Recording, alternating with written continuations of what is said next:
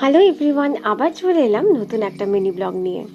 আজকে আমার এই ব্লগে তোমাদেরকে মিট করাবো আমার একটা ফ্রেন্ডের সাথে, যার সাথে আজকে আমি যাব কলকাতার খুব নামি একটা কোরিয়ান রেস্টুরেন্টে।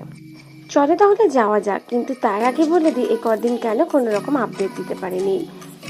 লাস্ট এক সপ্তাহ ধরে আমার প্রচণ্ড জ্বর ছিল, যদিও তার আগেই আমরা গেছিলাম কোরিয়ান রেস্টুরেন্টে, কিন্তু ভিডিও এডিট করার মতন আমার পরিস্থিতি ছিল না, তাই জন্য কোনো ভিডিও এতদিন ছাড়তে পারিনি। এখানকার অ্যাটমসফিয়ারের ফুড কিন্তু খুবই ভালো ছিল। এই জায়গাটার নাম হচ্ছে সয়াম, যেটা হিন্দুস্তান পার্কের কাছেই রয়েছে।